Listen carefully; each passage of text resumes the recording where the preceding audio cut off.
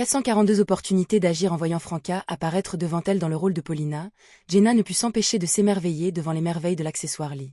Franca regarda son reflet dans le miroir complet et lui caressa doucement le visage.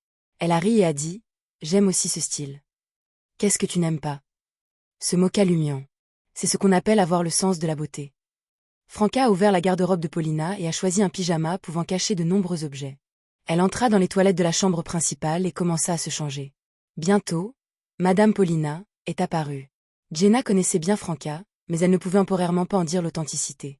Après que Franca soit entrée dans l'invisibilité, Lumian a administré du sérum de vérité à Paulina inconsciente. Il a estimé l'heure et a estimé qu'il était temps. Ensuite, il sortit les sels odorants du mysticisme et les porta au nez de Paulina.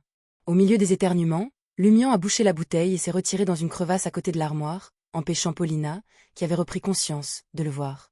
Jenna récupéra un petit revolver de sa ceinture marron foncé, s'accroupit et le pressa contre le front de Paulina, prête à appuyer sur la gâchette.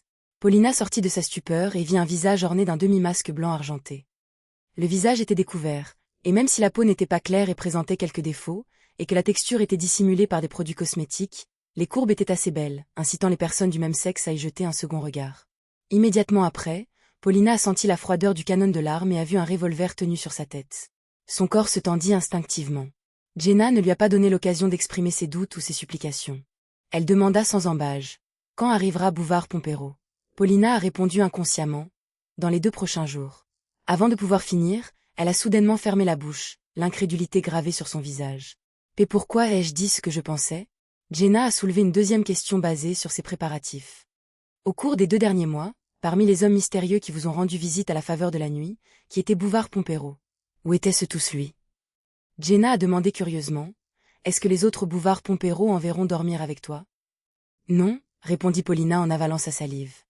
Bouvard possède un fort sentiment de possessivité. Comme je suis déjà devenu son amant, il ne me permet plus d'avoir de relations sexuelles avec d'autres hommes.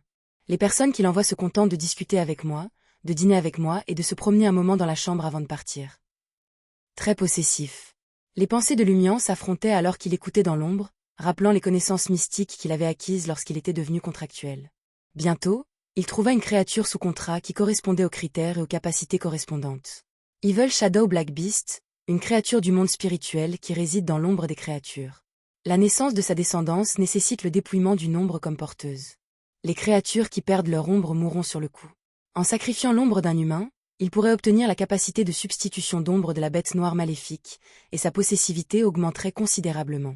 En contrôlant la cible ou en la soumettant à l'avance, il pourrait compléter la substitution d'ombre au combat et utiliser l'ombre de quelqu'un d'autre pour subir des dégâts à sa place, évitant ainsi les attaques dangereuses. Dans de telles circonstances, la distance entre le corps principal et la cible ne pouvait pas dépasser 20 mètres. Je me demande combien gagnent ces acteurs. La taquina Jenna avec un sourire avant de demander « À quelle séquence Beyondé Bouvard-Pompero est-il équivalent? Quelle capacité contractuelle possède-t-il » Paulina pinça les lèvres, refusant de répondre. Après quelques secondes, elle n'a pas pu résister à l'envie de renverser la fève. Elle ouvrit la bouche et dit « Bouvard est un ascète.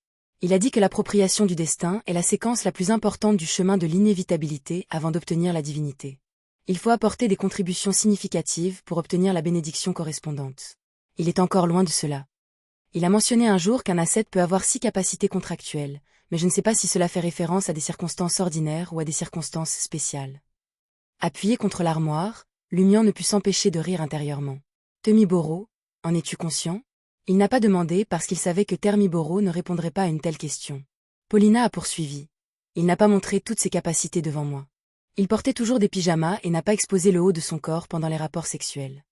Je l'ai vu sortir de l'ombre et je sais qu'il a 3 diablotins. Il m'a même suggéré de choisir la capacité prémonition du danger, estimant qu'elle était utile. Shadow Burial, Tamed Diablotins, Danger Premonition, Shadow Substitution, Transfiguration. Cela fait un total de 5 capacités sous contrat. Si Bouvard-Pompero n'a rien de spécial, il ne devrait y avoir qu'une seule capacité sous contrat inconnue. Même s'il est plus fort que les assets ordinaires, il y a de fortes chances que ses capacités totales ne dépassent pas 8. Lumian a rapidement compris mieux. Le prix de Shadow Burial était de faire des rêves normaux. L'inconvénient devenait de plus en plus extrême et paranoïaque. Le prix des diablotins apprivoisés était de 3 cadavres de nourrissons morts avant leur naissance. L'inconvénient était qu'il devait utiliser sa force vitale pour nourrir les diablotins, et il y avait un risque de réaction négative. La méthode spécifique consistait à développer des sarcomes qui ressemblaient à de l'allaitement maternel. La prémonition de danger impliquait de sacrifier la fertilité et de devenir mentalement faible. Les capacités des contractuels sont vraiment particulières. Depuis qu'elle est devenue une sorcière et qu'elle s'est profondément impliquée dans l'organisation des pêcheurs, Jenna avait appris ce qu'était le contractuel, le monomone, l'ascète et d'autres séquences inévitables. Elle savait maintenant pourquoi Lumian possédait le sort d'Arymphe, la traversée du monde spirituel et d'autres capacités. Elle réfléchit un instant et demanda, en dehors des capacités contractuelles, Bouvard-Pompéro possède-t-il des objets mystiques, des armes de Beyondé ou d'autres objets? Paulina frissonna inexplicablement. Achille a 2 poches que je ne peux pas toucher. Il choisit toujours le type de pyjama avec des poches ou des poches de pantalon. Transporte quelques objets. Je me demande quel pouvoir il possède. Mais au moins nous ne finirons pas les mains vides. Lumian laissa ses pensées vagabonder. Jenna a suivi le rythme prédéterminé de leur conversation et s'est enquise des performances de Paulina devant Bouvard-Pompéro, de ses interactions avec le majordome et les domestiques de l'immeuble, de ses capacités et de ses atouts. Puis, Paulina s'est à nouveau évanouie. Elle possède la régénération, un peu comme la capacité d'auto-guérison d'un vampire. Les effets du sédatif seront probablement diminués et ne dureront pas longtemps, a demandé Jenna. Pourquoi ne l'avez-vous pas simplement éliminée? Lumian jeta un coup d'œil à la nouvelle sorcière et laissa échapper un petit rire. Vous êtes plutôt impitoyable, n'est-ce pas? Jenna pinça les lèvres et déclara. Faire preuve de gentillesse envers les hérétiques ne fait que nuire à des citoyens innocents. Exactement. Franca, déguisée en Paulina, a désactivé son invisibilité et a accepté. Plus elle observait la sorcière Jenna, plus elle se retrouvait à l'apprécier. Même si Jenna portait délibérément un maquillage peu attrayant et un demi-masque, Franca avait un sens aigu de la beauté. Lumian se moqua et dit. N'avez-vous pas entendu dire que Bouvard-Pompéro semble posséder une prémonition de danger?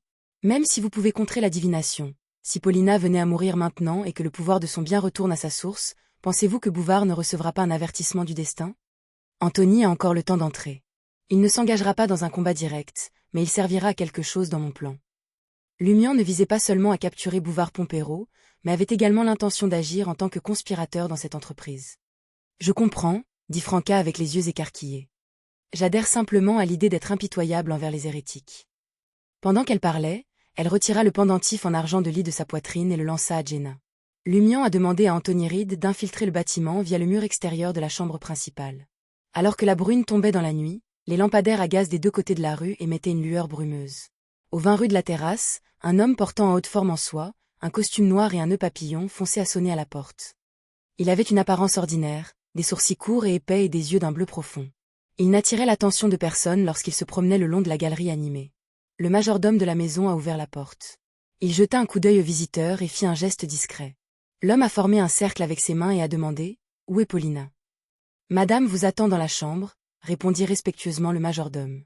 L'homme hocha la tête et traversa le salon et monta les escaliers pour arriver devant la chambre principale. Sans frapper, il tourna la poignée et entra. Dans la chambre principale spacieuse et chaleureuse, les appliques murales avaient toutes été éteintes.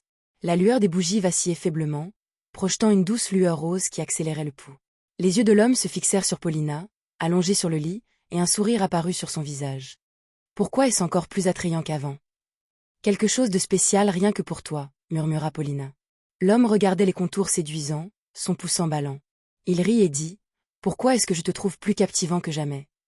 Je me suis habillée juste pour toi. » Paulina, dans son pyjama de pièces, semblait timide, les joues rouges en fermant les yeux. L'homme déglutit difficilement, son esprit en état d'alerte, même si son corps ne put s'empêcher de faire un pas en avant.